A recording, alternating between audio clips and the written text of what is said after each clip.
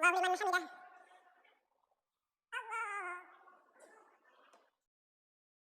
Allahu akbar.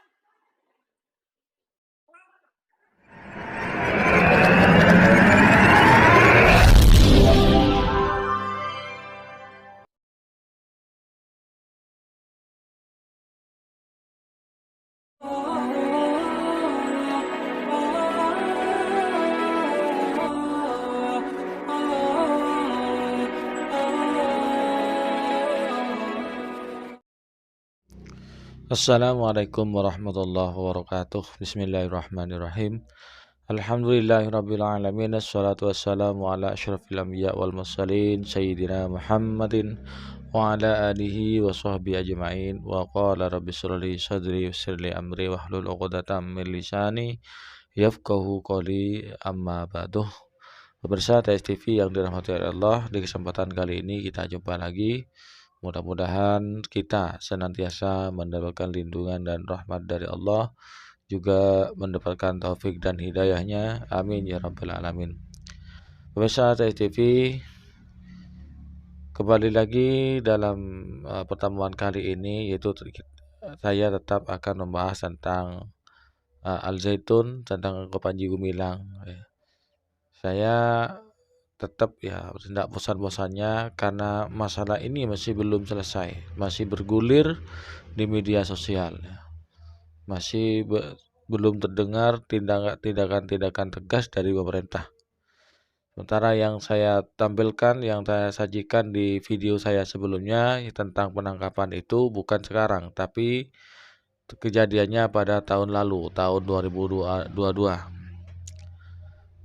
Ini ada yang janggal lagi ya.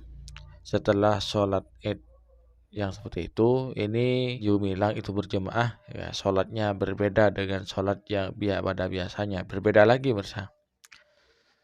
Sholatnya setelah ruku mau sujud ya, dianya itu setelah ruku dia duduk di kursi, kemudian ya itu kita perhatikan di videonya. Kemudian itu dia sujudnya dengan isyarah.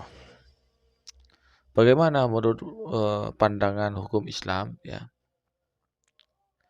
Dalam sebuah hadis dalam kitab Sahih Bukhari, Nabi bersabda, "Hadatsana Abdan an Abdullah an Ibrahim an Tahman qala haddatsani Al-Hasan al-Muqtib an Ibni Buraidah an Imran ibni Husain radhiyallahu anhu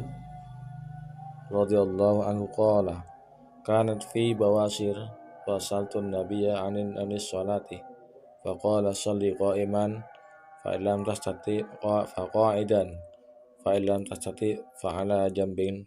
Dari sahabat, dari Abdan Zain ini, karena bi wasir, saya mempunyai penyakit diare. Fasaltun nabiyya, kemudian saya bertanya kepada Nabi anis sholati, tentang sholat. Nah, artinya bagaimana sholat saya Rasulullah? Sholli qa'iman, sholatlah dengan sholatlah berdiri. Fa'ilam tasati, jika tidak mampu, faqa'idan, maka sholat duduk. Fa'ilam tasati fa'ala jambik, maka tidak mampu, maka sholatlah sambil berbaring. Kita sholat ya, kan syaratnya sholat ya, rukunnya sholat adalah niat, takbiratul ihram, qiyam.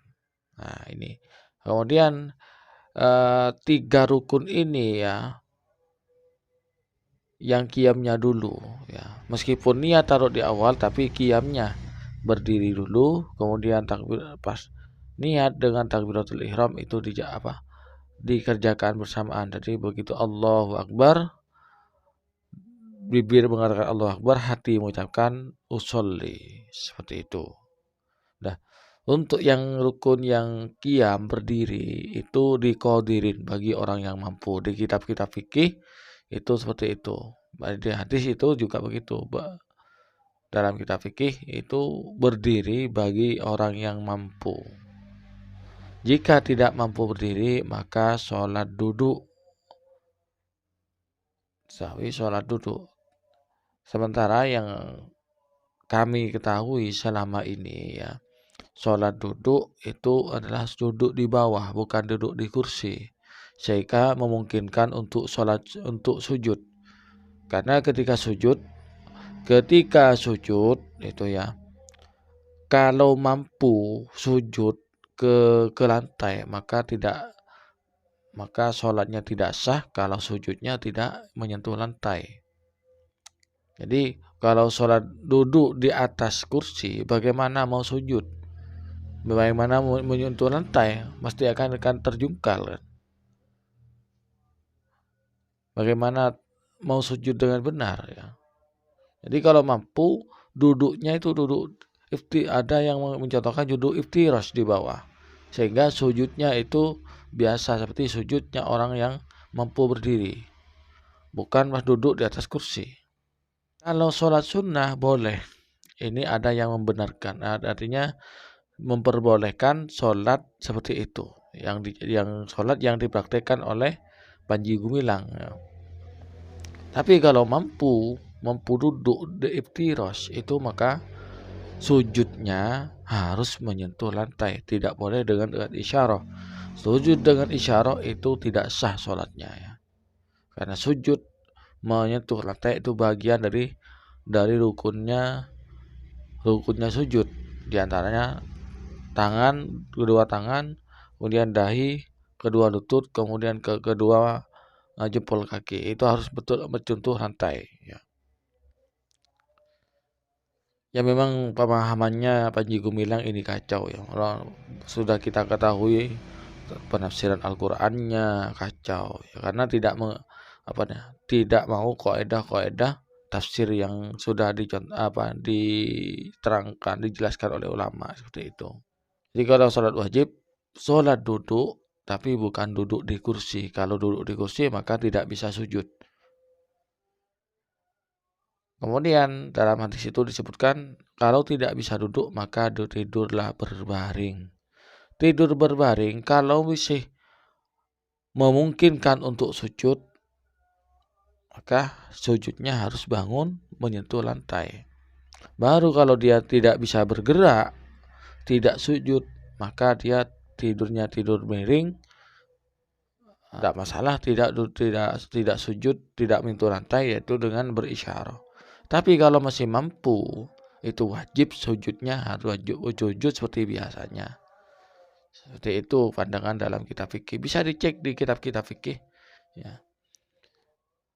Pemirsa TV yang dirahmati Allah, ini kayaknya Panji Gumilang mau berkreasi lagi. Berkreasi dalam ibadah itu bukan merubah bentuk sholat, bukan merubah rukun sholat.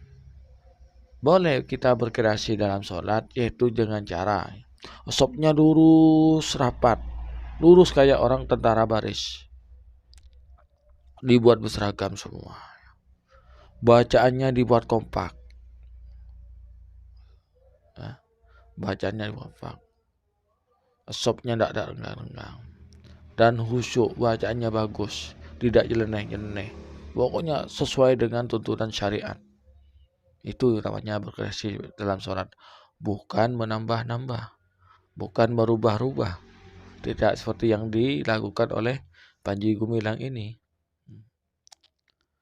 Pemirsa TV yang dirahmati Allah, nampaknya hari demi hari kesesatan, penyimpangan yang dilakukan oleh Panji Gumilang ini semakin muncul ya, semakin nampak, dibeberkan oleh mantan-mantan anggotanya, dibeberkan oleh mantan-mantan santrinya, seperti itu.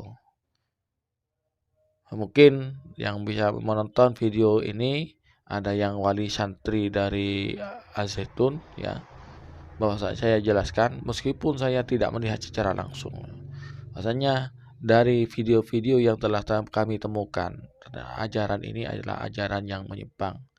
Jadi kalau para pemirsa sekalian itu punya anak dipondokkan di sana, hendaknya sudah ditarik sudah. Kasihan anak kita, mau dikemanakan?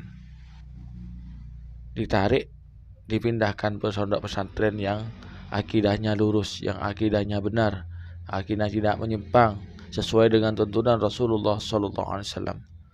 Pemirsa TV yang dirahmati Allah, hanya ini yang dapat saya sampaikan. Apabila ada kesalahan kekurangan, mohon maaf yang sebesar-besarnya. Hadanallahu wa iyyakum. Wassalamualaikum warahmatullahi wabarakatuh.